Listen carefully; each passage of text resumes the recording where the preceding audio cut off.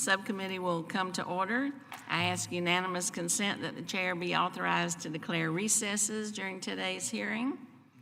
Without objection, so ordered. I also ask unanimous consent that members not on the subcommittee be permitted to sit with the subcommittee at today's hearing and ask questions. Without objection, so ordered. First, let me just say how pleased we are to have you here, Secretary Bunch. It's a delight for us. We want to congratulate you on this new position. As I said earlier at your reception, we first met when you were at UNLV doing a symposium there, and they send you greetings and congratulations. So thank you for joining us. As we all know, the Smithsonian is really a crown jewel for our government. It's the world's largest research, education, and museum complex in all the world. 21 museums and galleries, which attract more than 28 million visitors just last year alone. In addition, the Smithsonian Affiliates Program connects this Washington-based institutions to nearly every state in the country. It's not just limited here, it's everywhere, as well as Puerto Rico, and I know you have many research programs around the world as well. My district in Las Vegas, for instance, is home to the Smithsonian-affiliated National Atomic Testing Museum, which tells the story of our nuclear weapons testing program at the test site, its contributions to national defense, and also the impacts, both good and bad, that the testing had on the region and the people involved there, and also those who live downwind. So thank you very much for bringing the show and tell articles from the museum to share with us. All of these collections are just critical to telling our nation's story, educating current and future generations. What child doesn't want to go to see this Air and Space Museum? What historian doesn't want to visit the East Wing or other parts of the museum here? So it's you have an incredible treasure. And we, although you deal with appropriators, are really the committee that's responsible for overseeing all the public buildings, including the facilities of the Smithsonian. And so it's important that we carry out that oversight, and American taxpayers know that they are really getting their money's worth if they can't come and see it for themselves. So today's hearing will examine the Smithsonian's current real estate portfolio, as well as expansion, renovation, and acquisition plans, the maintenance backlog, the purchase of new headquarters building, and the Smithsonian Institution's building naming policy. I would point out here how much we appreciate the fact that you have a commitment to sustainability and that the new African American History Museum has met the LEED gold standard, and so we want to encourage that to continue. We're delighted that you're here. Another thing I want you to talk about, if you will, Mr. Secretary, I'm a co-sponsor of the Smithsonian Women's History Museum bill, which passed out of committee last night, and also the National Museum of American Latino Act. So if you could address kind of where those might be going or what we can do to help to promote those and tell us how you're growing those endeavors. I'm relatively new to this chairmanship, but over the last year or so, I've noticed that there's a real disconnect between the Smithsonian and our committee. I believe the last hearing that we held was in 2007. So we don't want that to be the case going forward. I feel a real affinity for this institution and want us to work together to develop more of a relationship and more of a collaboration. We know that the Smithsonian is looking at authorizations, it's looking at appropriations, but we don't want that to just be the authorizing process without coming to us. We want transparency in real estate acquisitions. You get 70% of your budget from Congress, so you have to let us know what's going on, even though you have your own board of regents. You have a great story to tell to the American people and to visitors from around the world. We thank you for that, and we want to be part of helping you tell that story.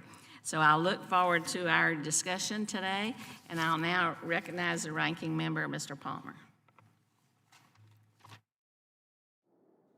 Thank you, Chairwoman Titus. I want to welcome Secretary Bunch, the 14th Secretary of the Smithsonian Institution, and congratulate him on his appointment. I was talking with him earlier that the last time I saw him was when he gave remarks on the 50th anniversary of the death of Dr. Martin Luther King Jr. You were both eloquent and inspiring. Secretary Bunch brings a significant amount of experience and knowledge to the position. As director of the National Museum of African American History and Culture, he oversaw the development and opening of this project. Secretary Bunch, bringing your experience and background to bear on museums, research, and programs across the Smithsonian will be critical. With that said, the committee's jurisdiction focuses on the Smithsonian's buildings and grounds. Smithsonian has 19 museums, 9 research centers, 3 cultural centers, and the National Zoo, and owns or leases nearly 14 million square feet of space and nearly 29,000 acres of land. While the Smithsonian raises funds on its trust side, a majority of the Smithsonian's budget is funded by the taxpayer through appropriations. Smithsonian's buildings, acquisition, and space management practices have a significant impact on cost, accessibility to the public, and the artifacts that the Smithsonian is trusted with. With the proposed purchase of 500,000 square feet of space for a headquarters building and the $650 million renovation of the Air and Space Museum, we need to ensure these projects make sense and are appropriately managed. We owe the taxpayer full transparency regarding how their dollars are being spent and why. That is why our oversight is critical and why it is important for this committee to receive timely and accurate information. It's critical that where the Smithsonian requires authorization for projects and activities, such needs should be communicated to your authorizing committees. In 2016, for example, the Smithsonian promised this subcommittee during a hearing that we would be kept fully up to date on its plans for its leased administrative office space. Yet the committee received few details on the plans for a new headquarters building until years later. We still have questions on this acquisition and whether the proposed arrangement, a condo-style purchase, makes sense. We know your deferred maintenance is significant. We also recognize the challenge with balancing budget constraints with the need to invest in maintenance to avoid more costly repairs in the future. But if we can find ways to better utilize the trust side to address this issue, we can leverage private dollars to potentially help meet these needs. Secretary Bunch, I know these issues predate your appointment. That said, we look forward to working to improve transparency and communication and working together to find innovative ways to help you manage the space you need to carry out your mission. With that, I yield back the balance of my time. Thank you. I'll now go to the chairman of the full committee, Mr. DeFazio. Thank you, Madam Chair. Mr. Secretary, good to see you again. And again, congratulations.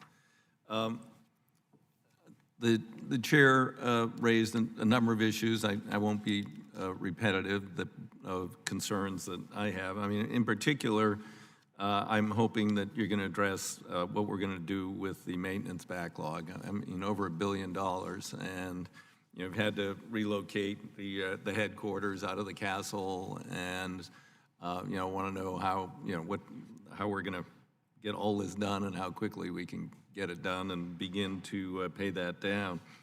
And then obviously you're going to have to you'll be moving artifacts around during some of the restoration work, and you're acquiring new. So I'm also curious about long-term plans for storage. I appreciate the fact that you own the majority of your buildings, unlike many federal agencies who end up paying. The taxpayers don't benefit when we lease and release and release and release. And so by owning, you are helping conserve resources, and I appreciate that. But then along comes the obligation for the maintenance. So. And then I do want to emphasize, and hopefully we can sort of turn a new page here with the relationship between the authorizing committee and the institution. For whatever reason, we've seen a lot of end runs to the appropriations committee, and we want to approach your concerns and problems and future plans thoughtfully in authorizing language. And if things are happening over in approps that are basically impacting those things, we need to know, and we can be helpful with appropriations, but also we are the authorizing committee, and there's a little sensitivity around that. And as the chair mentioned, we have, at this point, plans and authorization for 2 new museums, and I'd be interested in your thoughts on that, since I believe the Smithsonian provides a 50% match on those institutions. And the federal government obviously will have obligation, and then question about location, any ideas you have on that, or it may be premature at this point. So with that, Madam Chair, I'd love to hear from the Secretary. Thank you. Thank you. Well, Mr. Secretary, welcome once again. For the record, we have Dr. Lonnie Bunch III, who is the Smithsonian Institution Secretary, and we're delighted to have you and look forward to hearing your testimony. Without objection, our witness's full statement will be included in the record, and since your written testimony will be part of the record, we request that you limit it to 5 minutes. Thank you.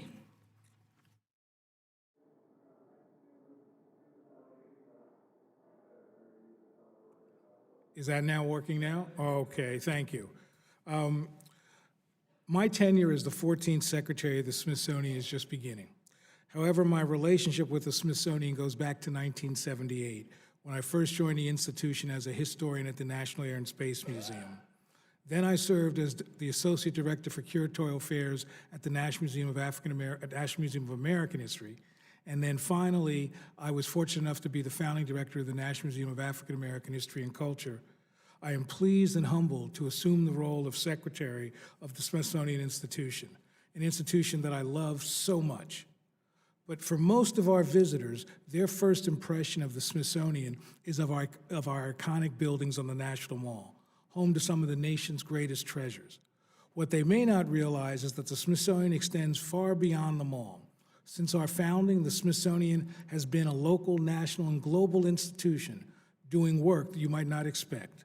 The global team that captured the first image of a black hole was directed by Smithsonian scientists at our Astrophysical Observatory in Cambridge. Researchers at the National Zoo and the Conservation Biology Institute work to reintroduce species that have gone extinct in the wild back to their native habitat.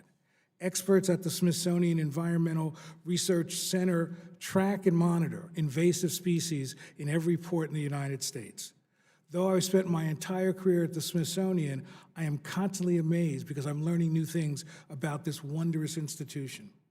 But all these incredible achievements are enabled by our facilities, which face tremendous challenges. Much of the Smithsonian's infrastructure is aging, with systems that have exceeded their lifespan.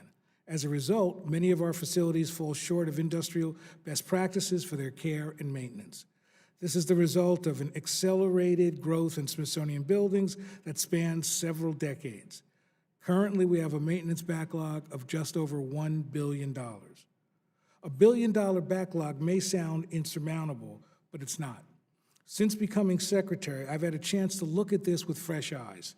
In order to be more strategic in our approach, I've directed our staff to begin analyzing our projects in a new way. Rather than simply seeing a backlog in total as $1 billion, I want us to analyze our maintenance projects building by building. With this approach, we have a better sense to communicate our existing priorities, develop a better sense of where our limited federal dollars are best spent, and find opportunities to address our maintenance needs as part of our capital revitalization projects. The strategic combination of capital projects with steady growth and maintenance from Congress will yield greater results. I believe that addressing our maintenance backlog is of paramount importance to the future of the Smithsonian. We are so fortunate to receive support of Congress in addressing our recent and most pressing infrastructure needs, the renovation of the National Air and Space Museum. Because of this support, we are on track. Exhibits in the western half of the building are scheduled to reopen in 2022 and to fully reopen in 2025. Beyond air and space, we are beginning to plan for the revitalization of 2 of our oldest buildings, the Castle and the Arts and Industries Building. This project will address physical deterioration, replace obsolete systems, install seismic protection, and incorporate modern accessibility and safety standards. Planning for this project is an opportunity for us to develop a vision how best to use these historic landmarks to better serve our audiences. Projects like this are highly visible components of our immediate facility needs, but many of our greatest challenges are behind the scenes. We care for 155 million objects, most of which are not on display. They are actively used as research objects by dozens of federal agencies, scientists worldwide. But sadly, 47% of our collection space is inadequate. To address this problem, we've begun implementing a collection space plan, an ongoing cycle of constructing state-of-the-art facilities, relocating at-risk collections, and revitalizing substandard spaces. We are making steady progress.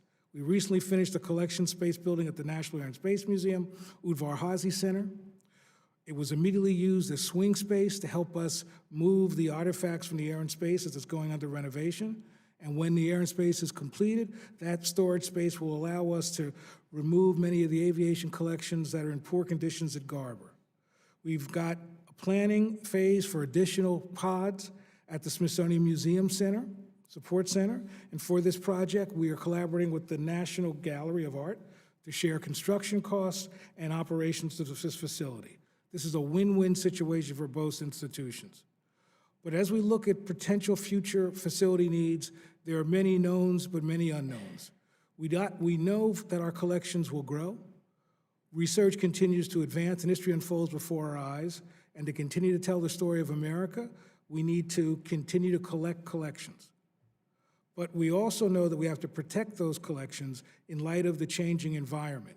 We know that Washington, D.C. will have more intense precipitation, increased storm surge, a rising Potomac, so we know that the National Mall may be at risk.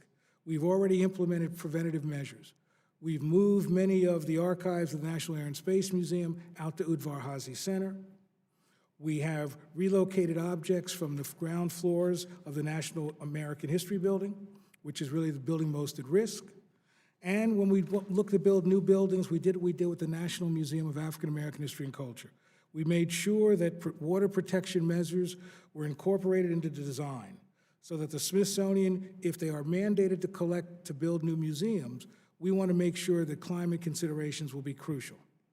The prospect of new museums is really the great unknown for us. The current proposals for a National Museum of American Latino and National Women's History Museum enjoy broad bipartisan support. As I've said to you and many others, if Congress deems it in the public interest to move forward with these proposals, we believe it's critical that any additions to the Smithsonian do not negatively impact our existing facilities, many of which I will outline for you today. A new museum needs funds both for the creation and the long-term operation, the care of collections, the building of staff, and the safety and protection of our visitors. It is my responsibility to ensure that all our museums, all our research centers are appropriately cared for.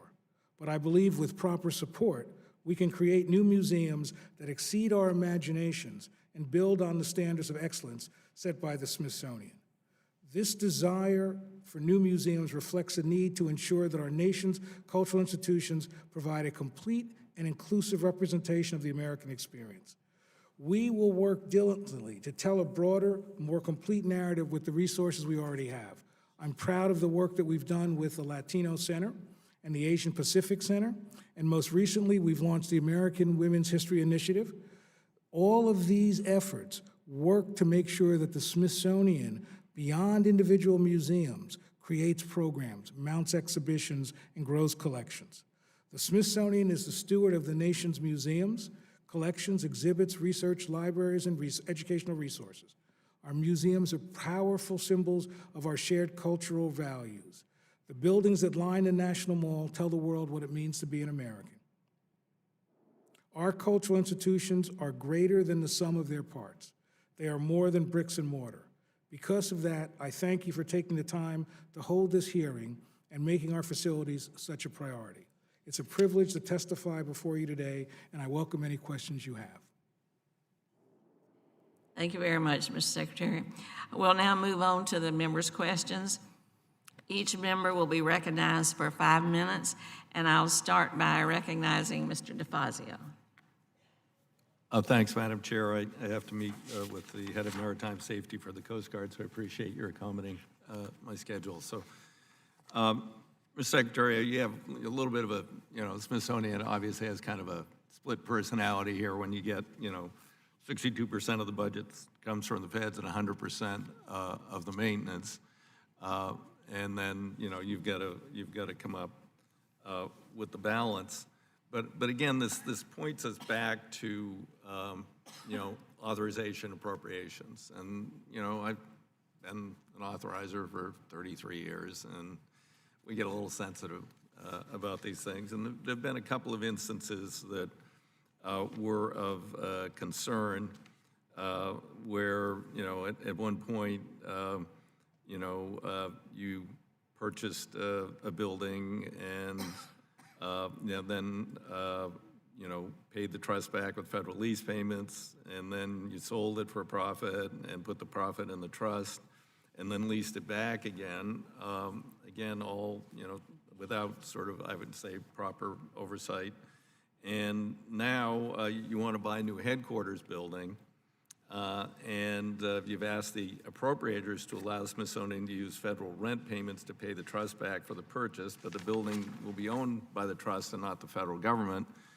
And at least your predecessor said the Smithsonian does not need authorization for that. Do you agree with that?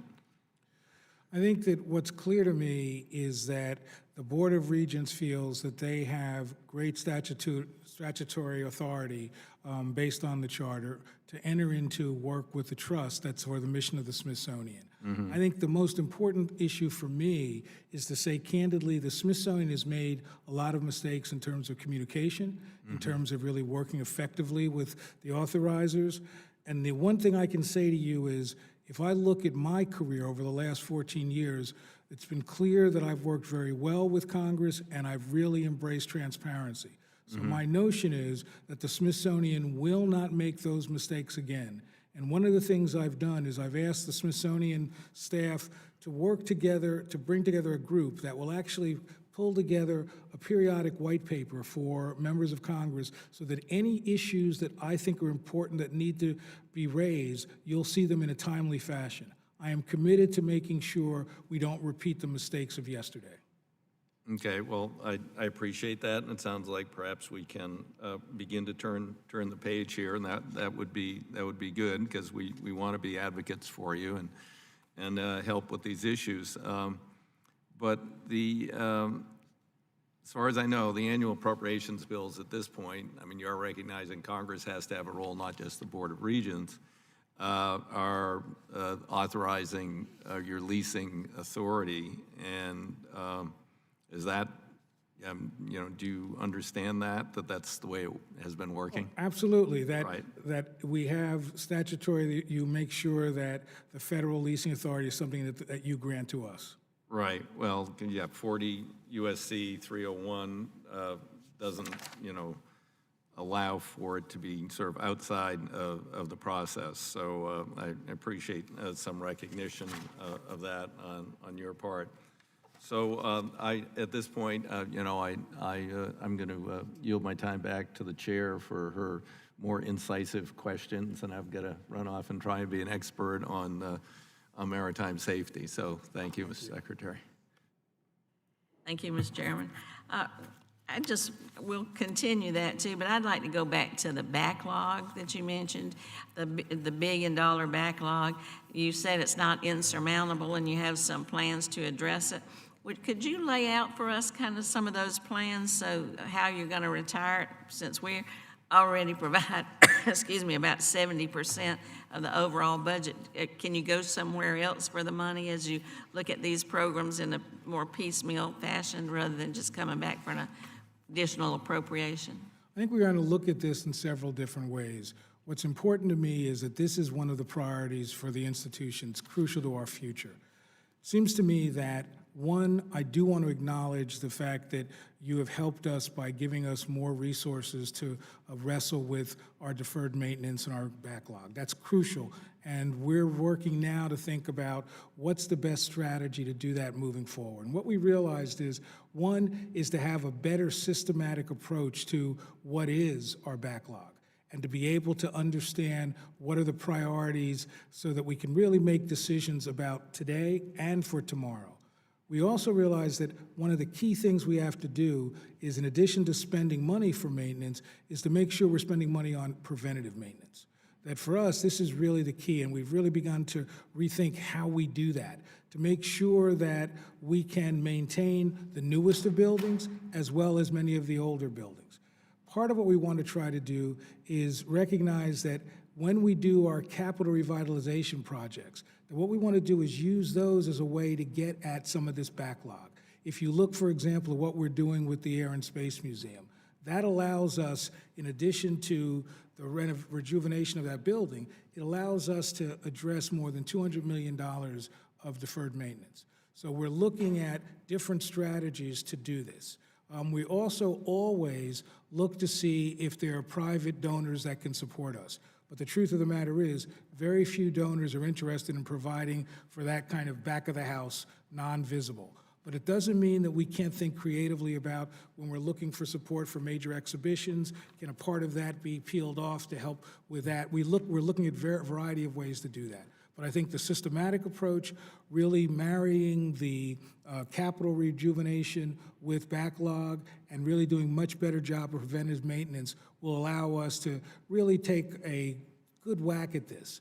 The reality is that we would love to be at 3% of, the CRV, which would allow us not only to end backlogs, but to begin to cut them down in significant ways. So we're looking at all the different ways we can do it, but I do think this new systematic approach will at least give us clarity.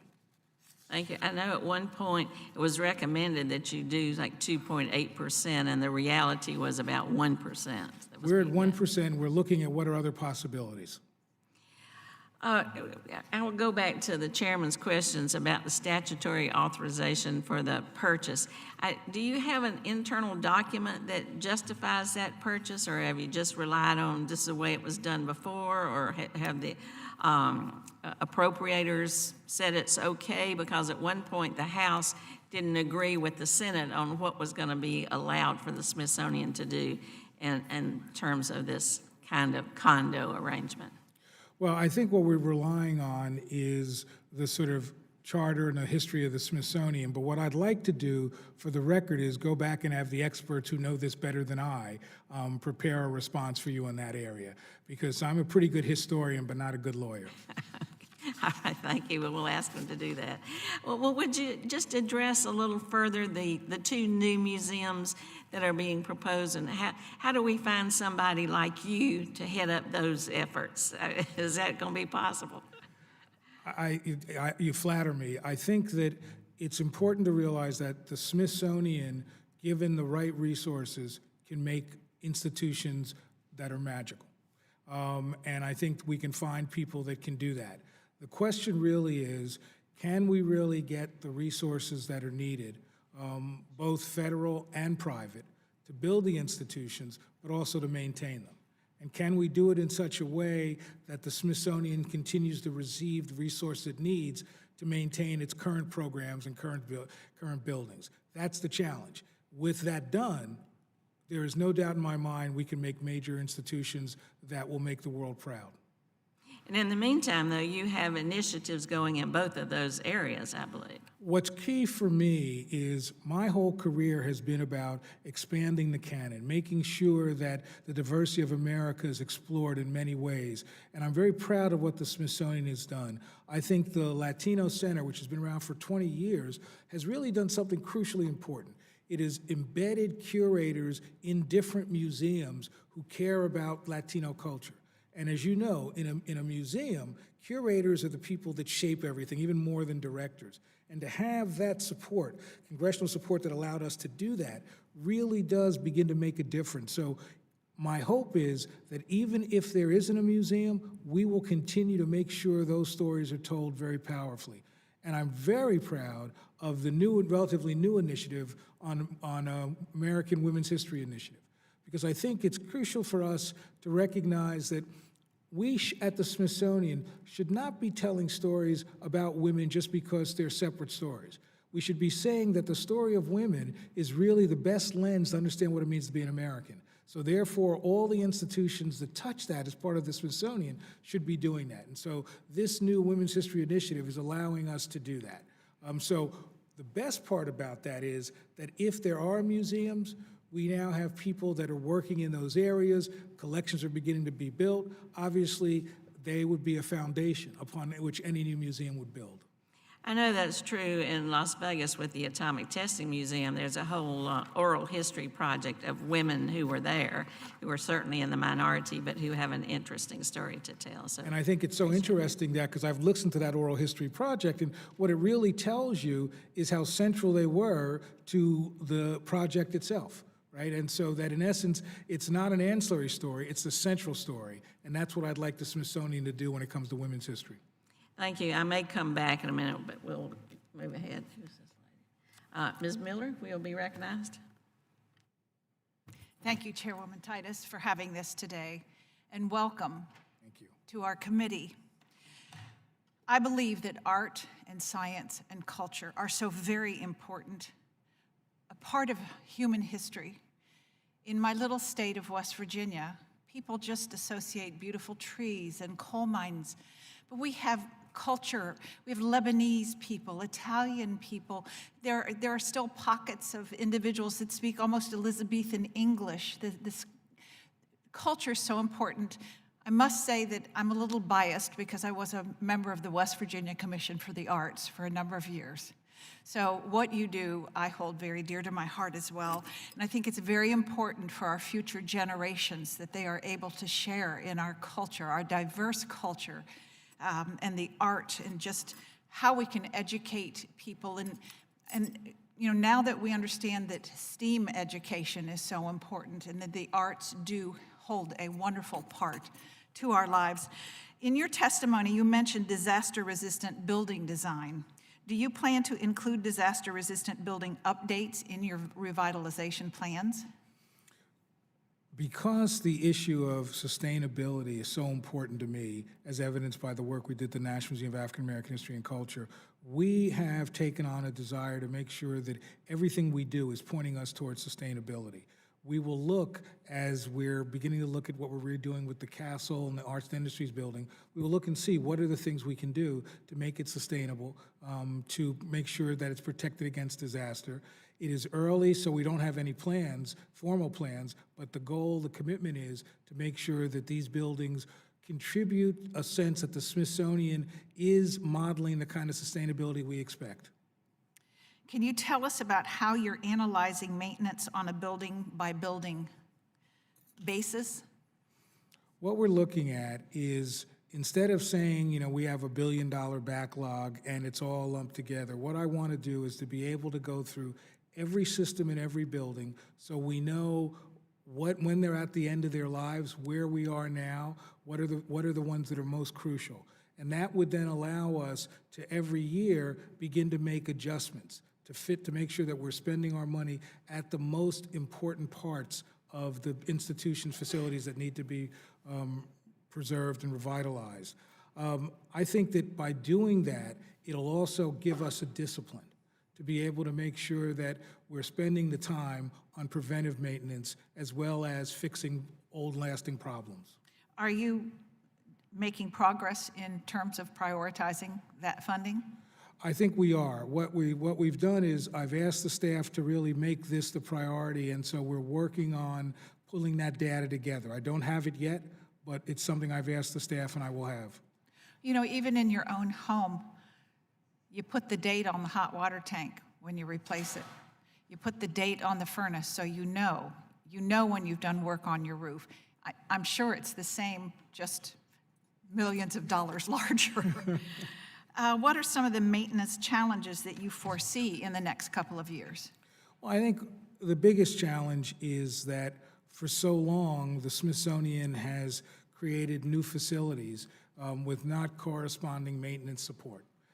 And so really it is now to basically turn that around and put the resources and put the time and energy to make sure that we don't continue for this hole to get bigger and bigger and bigger. So my goal is to basically, one, bring a systematic approach to it, and then look as creatively as we can to address this. We will always need congressional support to help do that.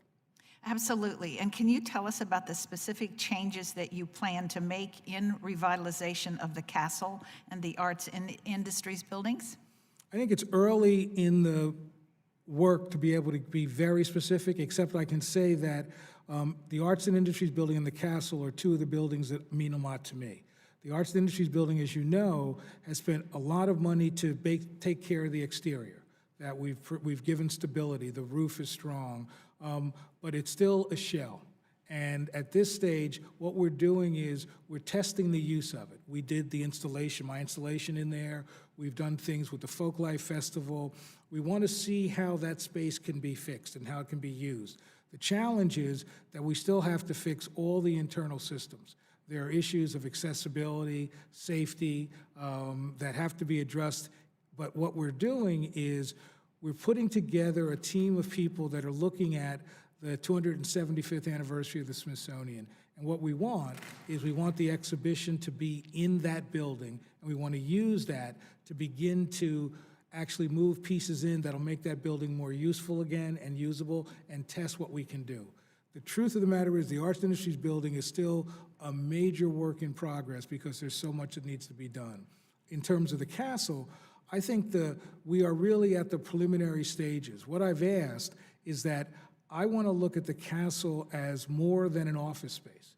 How is it something that we serve the visitors better? The space is more accommodating to visitors. So we're really beginning now to look at that plan to say, how is this both a space of office and people, but how is it also something that provides auditoria, provides space to engage the public more effectively? So right now, we're in the beginning stage of those plans, and I'm just getting briefed on that now. Thank you, Mr. Bunch. I yield back my time. Thank you. Chair now recognizes Ms. Holmes Norton to ask questions for 5 minutes, and remember, this is your constituent. I won't let anybody forget it. And I want to congratulate you once again, Mr. Bunch, on what you have done and on the vote of confidence you really have had in your past work, which is why you're where you are now. I'm intrigued by the real estate deals that the trust has done, and I almost want to congratulate you on them. The Congress doesn't look like it's going to fork over any money soon. Some of them raise a little eyebrows, but as long as they don't violate the Anti-Deficiency Act, it seems to me that we'll let you be as experimental as you can be. This headquarters move from the castle to a building where it looks like you're already in part of that building on Maryland Avenue. Is that a building you would like to buy in its entirety? What we did, as you recall, is that after talking to GSA to get some guidance, we did an RFP where there were 5 basically sites that were in the running. 2 were very conducive. One was an empty site that had construction, and the other was Cap Gallery. And part of where we are leaning towards now, and part of the issue for us was, where can we consolidate the most of our staff? Where can we be sure we're not going to run into building construction delays and the like? And also, in some ways, because there's been so much investment, if you will, in the Cap Gallery space in terms of our emergency control centers and archives there, that it made better sense once we analyzed everything to acquire portions of that building. And the challenge is, as you framed it, what we are attempting to do, would like to acquire one complete tower and part of the second. That in essence, we enter into a partnership. that we have a partner who is going to handle some of the retail, some of the parking, some of the spaces we don't need. And that ultimately it would allow us to provide the adequate security and completely in one tower, and then look appropriate measures for security in the second tower. I think in a way, there's no doubt this can be seen as a little unorthodox, but the real challenge is we need to think as the Smithsonian how to be more nimble in the 21st century. And I think working to consolidate the leases, thinking about new ways of ownership will allow us, I think, to ultimately save the federal government money and serve the taxpayer better. And you think, again, along with your deals, that you have the funds to purchase this building? What we have, what we're asking is the opportunity to, we'll get a bond that will pay for. What we'd like to be able to do is use the federal rent money that we're receiving to put that into the trust account and use that to pay down the debt. And you think you can work the deal that way? We hope you will let us work the deal that way, yes. Well, considering that we're not appropriating money, it seems to me we've got to listen very carefully at how you intend to do it, because your creativity is welcomed. I am concerned, though, that the Smithsonian, in fact, the GAO did a study and found that those with independent authority are not in compliance with this reduced footprint that the rest of the federal government is in. I'm actually for the reduced footprint. And it seems to be working out very well. Remember, we're not talking about space for exhibitions. We're talking about spaces which sometimes federal employees work at home. In considering new space, have you considered this GAO report, which criticizes not only you, but all of those that have independent leasing authority? Have you considered bringing yourself, as you look for more space, into compliance with this reduced footprint that other agencies are held to? What we're looking to do is, yes, is look at that, is that as part of, let's say, the Capitol Gallery, some of the space is already reconfigured, but any new space that we would use, we'd come in compliance. That's really important to us. The other thing that's crucial is that as we're trying to anticipate the future, we're trying to make sure we have enough space for swing space when we move people out of the castle, but even more importantly, if we're asked to build new museums, when we were asked to build the African American Museum, it took us a while to find the space, so I couldn't hire staff. So what I'm trying to do is give the Smithsonian as much flexibility as possible, so that if we are asked to take on more, we can handle that. I see my time's expired. Thank you very much. Just to your earlier question, I would point out again that the FY20 House Appropriations Bill specifically denied the Smithsonian's request to use the money from the rent to pay back the trust for the purchase of this. I know that we don't know what's going to happen with that bill, or if we're going to do continuing resolution, or there'll be a conference, but that will be a challenge. Is that correct? I would have to double check that. I'm not 100% sure, but that sounds correct. They're nodding and telling me it's correct. Okay, all right, thank you. Now,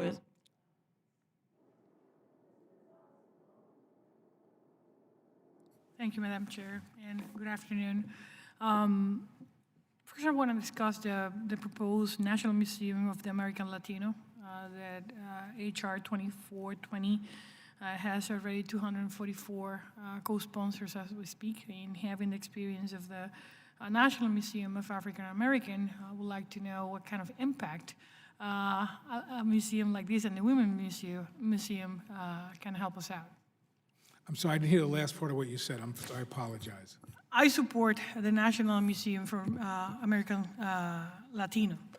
And I know when, at the time, the African American history and culture was in the research process, a lot of questions were asked. My question to you will be, what is needed to get that American Latino Museum finalized? I think there are several things, because if there's one thing I know how to do, it's how to build a new museum. And I think that Part of it is recognizing that it's a longer-term commitment, that getting the resources to build the institution is one thing, but getting the resources to make sure you can hire the right staff, that you can build the collections that are needed, and that you've got the resources for the long run is really some of the challenges. I also think that in a very practical way, that when the African American Museum was asked to be built, it was a 50-50 public-private partnership, which I know that's the plan for the Latino Museum, but there wasn't a mechanism to ensure when those resources would be released. And that made it more difficult for planning and took extra years to get the process done. So there are some very specific things that I can say that would help move that process along. But I think the most important thing is to recognize that it's going to have to not only have the resources to open, but also resources to support the Smithsonian, because one of the most important things that happens when a new building comes on is that the maintenance, the security, there's central institution activities that are carried on independently of the museum, and we're going to need to give the Smithsonian the resource to be able to do that as well. How can the Smithsonian Institute either provide already leased space for a new museum or acquire the necessary new space for a prospective museum? I think that according to the legislation, the Smithsonian would be asked by the Board of Regents, would be asked to find the space, and we would look and see what are the available spaces. It would be based on everything from visitor access, there are environmental issues that we would look at. It is realistic to still use the 150 feet per person that the GSA is requiring?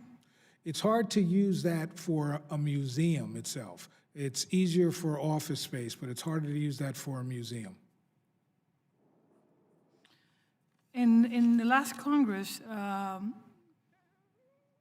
this committee worked with the administration to pass H.R. 4009, the Smithsonian National Zoological Park Central Parking Facility Authorization, and will leverage using private financing to allow construction of the new parking at the National Zoo. But later on, the Smithsonian decided it will not proceed to this project. How is the Smithsonian planning to address the parking needs of the National Zoo? I think that notion when we were going to build the parking at the zoo, ultimately the partner that we worked with wasn't effective, and we felt it wasn't the right part for us to do that. I think that at this stage, the Smithsonian is still always working with the District of Columbia to look at how we handle parking. One of the challenges of a new building is just the simple fact that it'll bring more people, and we do what we do, which is encourage people to take public transportation. How can you decide whether you lease or buy new land? What's the measure for that? The goal is always to get out of all these leases. These leases are things that ultimately will keep going up as new businesses, Amazon's coming to Virginia. So the goal is to try to limit as many leases as we can. And that's why owning a building, allowing us to consolidate leasing and staff is really ultimately a better business model and more effective down the road. My question is made because one thing is having a new building or a new facility that is acquired by Smithsonian when it's a temporary facility, and another when it's a permanent one. How do you manage do you consult with GSA, with the General Accounting Office, or any other entity about the interest when you buy a property, whether it's better for the taxpayers' money when you need to put that money on front that actually having a lease? That's something that you work with the federal agencies, or it's just a decision from the Smithsonian Institute? We have, for example, over this last, thinking about buying this new building, we did consult with GSA, got their guidance. We clearly are comfortable as we move forward looking at spaces that GSA may have. We'd be willing to have those conversations with GSA. You did that? You did have those conversations? We had some conversations where we asked for guidance from GSA as we went forward with the RFP. My time expired. Thank you, Madam Chair. Thank you, Madam Chair, Mr. Secretary. Maryland's 4th Congressional District that I have the privilege to represent is home to the Museum Support Center, the Smithsonian's principal offsite collections, preservation, and research facility. It's located, as you know, in Maryland, Suitland, Maryland. The facility houses 55% of the institution's irreplaceable national collections, with approximately 300 full-time and about 50 rotating personnel. The center maintains the latest in museum technology and design to provide optimum conditions for the preservation and study of the Smithsonian's collections. I want to ask you a few questions about that, but before I do, I just want to take this opportunity to say I love the number 14. I love it for 2 reasons. One is I love our 14th Librarian of Congress, and I deeply admire our 14th Secretary of the Smithsonian Institution. I want to congratulate you. No doubt your successful career will become a very storied career as an educator, historian, curator, director, president, founder, and now secretary. And having served in museums from Chicago to California and our nation's capital, I really, really appreciate your contributions to recording and preserving our nation's history, our heritage, our culture, and who we are and what we are as a people. So from the bottom of my heart, I really want to thank you. Thank you. Now my question. The Smithsonian has a 30-year collection space framework plan that would renovate almost 700,000 square feet of existing storage facilities and add an additional 1 million square feet of storage for a total cost of $1.3 billion. Can you tell us what the status of the plan's funding is, and how will the plan affect the Smithsonian's current $1 billion maintenance backlog? As a former museum director, as a curator, the thing that I know is most important are the collections. And I think in 2015, when we came with that collections framework, was one of the most important things the Smithsonian did in that area. Because for the first time, the Smithsonian understood exactly the status of all of its collections, all of its buildings, all of its housing. And as a result of that, it's allowed us to make very strategic decisions, in part with support from Congress, to be able to address that. And I'm pleased to say that the Smithsonian has made some major steps. I think, as you know, that we have entered into an agreement with the National Gallery of Art to construct a new pod out in the Suitland campus. And I think that's going to be really important as a way for us to begin to collaborate more effectively, but to also share the cost of doing these things. I'm also so pleased that what we've looked at are looking at some of the problems with the old Garber sites, were aviation sites. We've been able to decontaminate them. We've also completed a new pod out in Dulles, which allows us to take some of the material once the swing space is done, once we reopen the air and space, some of the material that were in weakened places, in facilities that were substandard, to move them into the new facilities. I think we've also, because of this plan, been able to look at Suitland and look at where we've been able to bring in new equipment that is more efficient, more space-saving. And I think maybe the most important thing for me is that we're in the process of finishing now a master plan just for the Suitland campus to really help us think more creatively, help us figure out what are the resources we need, because the Suitland campus is crucial. It's not going to solve all the problems, but being able to use that campus to its fullest extent will help the Smithsonian continue to be the institution that preserves America's culture. Thank you. And just to follow up on that, because you now just referenced that the Suitland Collection Center master plan, which you just mentioned, and that's going to be completed, I believe, next year. Can you give us any preview on any additional storage facility projects that might be underway or that are planned for the near future in Suitland? I'd love to tell you that, but we're still working on that final plan. Excellent. Okay, my time's about to expire, so I won't burden you with another question. Thank you, Madam Chair. I yield back. Thank you.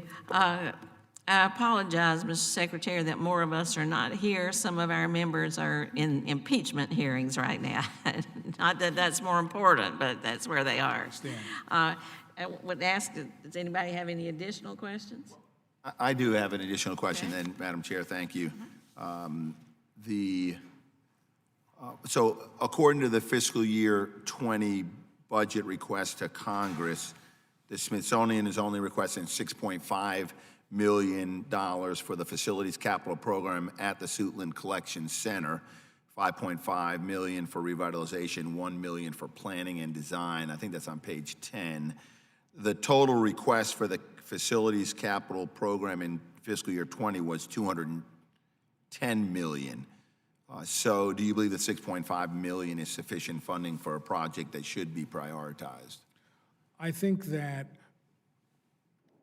the notion was that we've got to make sure that we spend the money that is needed in Suitland. We've also got to take care of Dulles to be able to have this kind of ripple effect. So some of those choices are really about how do we make sure that we, in a logical way, are able to address this issue.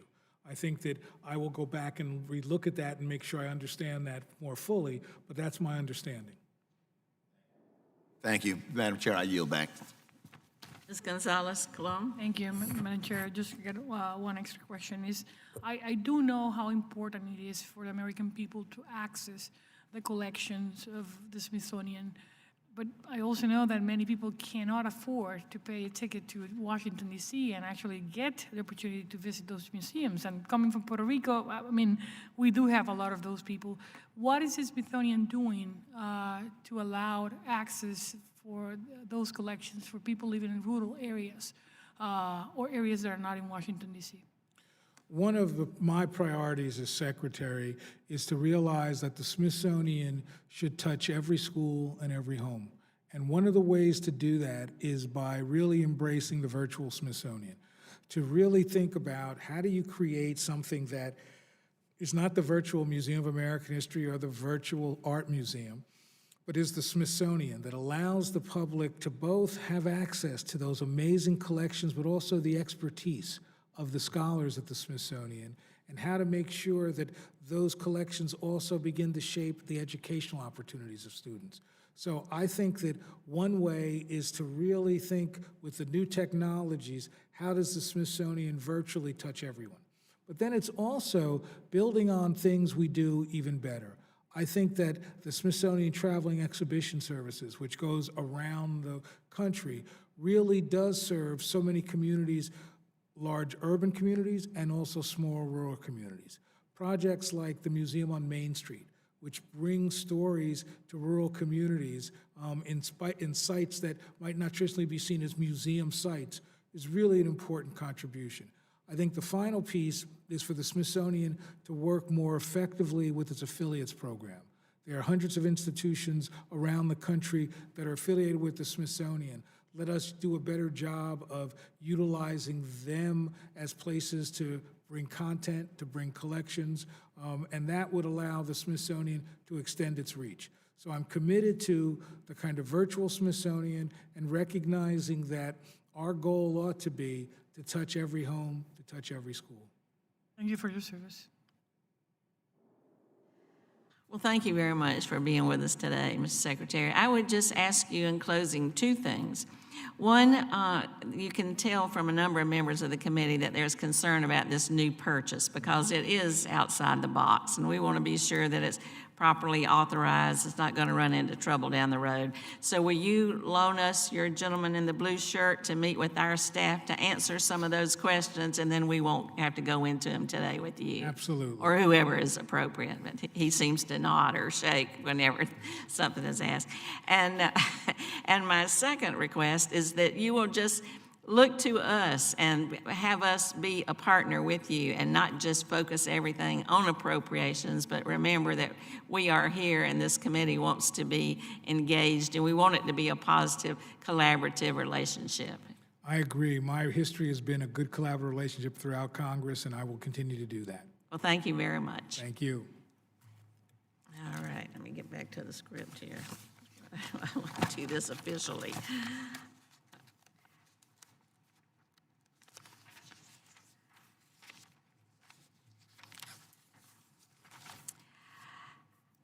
All right, I'll now ask unanimous consent that the record of today's hearing remain open until such time as our witnesses have provided answers to any questions that may be submitted in writing. And unanimous consent that the record remain open for 15 days for any additional comments and information submitted by members or witnesses to be included in the record of today's hearing. Without objection, so ordered. So if no other members have anything to add, this committee stands adjourned. Thank you.